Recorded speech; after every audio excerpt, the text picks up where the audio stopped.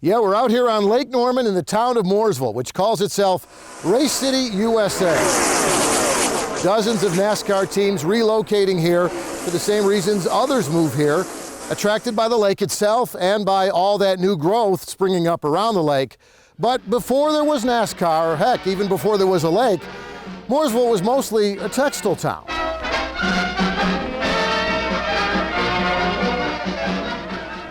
They say every town has its main street. Well, this is ours. The video is from 1938 in a part of town they call Old Mooresville today. Our fathers and mothers in our hometown are just plain nice living folks, the kind you read about in storybooks.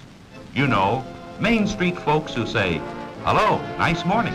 We had 6 or 7 mills here and everybody worked at one of them, just about, except the business people run the businesses. Jack Moore runs the hardware business in Old Mooresville, Turner and Company.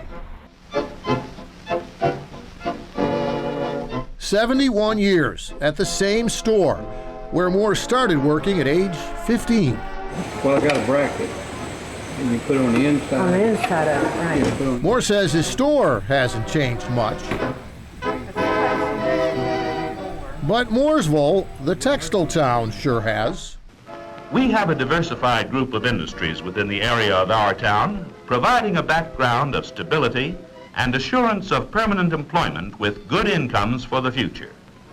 We had Templon, we had Kimspun, we had Draymore, we had Burlington Mills, we had Cascade, all the mills.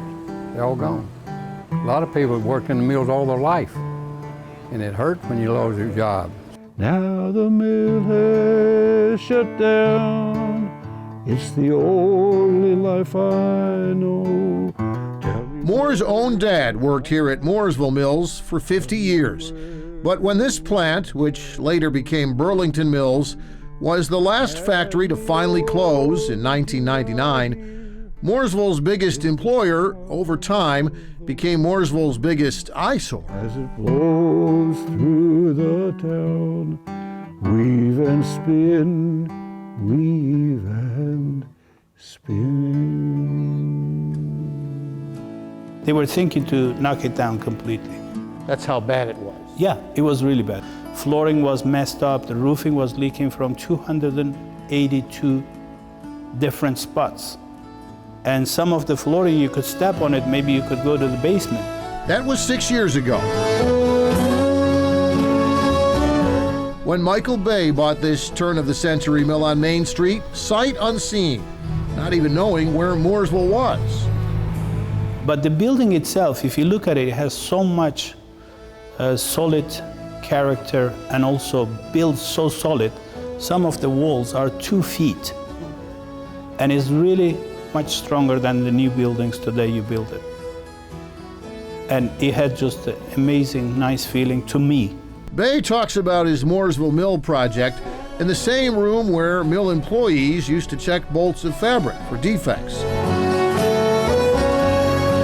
before the fabric was sold at the Mooresville Belk store down the street, along with the mill's famous Turkish towel.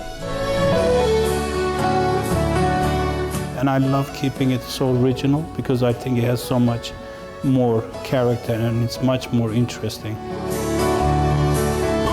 The mill's first floor is almost a mile of mostly retail and new restaurants, with a warehouse and distribution center below.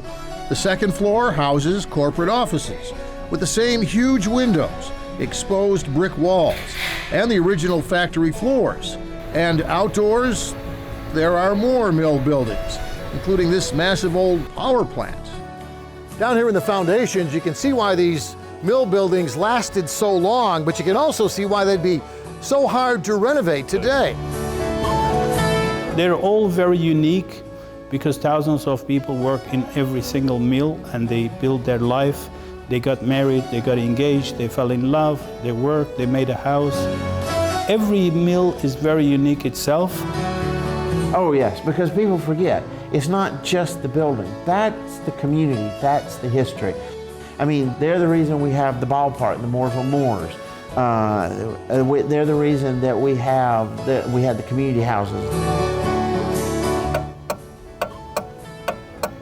The clock ticking in Andy Poor's office at the Mooresville Library is as old as Mooresville itself.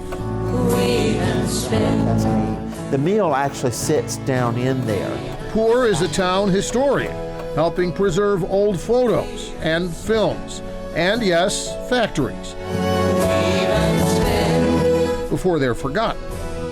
You know, if these all close, once these are all gone, if we don't do something, Mooresville's going to not be here anymore.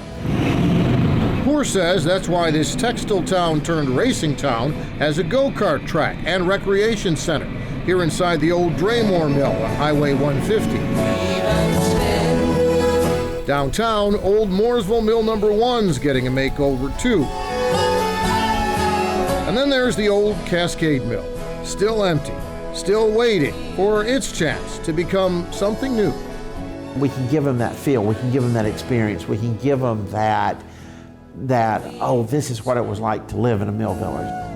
Poor also worries about losing these old mill houses in Mooresville, block after block of homes surrounding the old textile mills, where generations of mill workers lived and raised their families.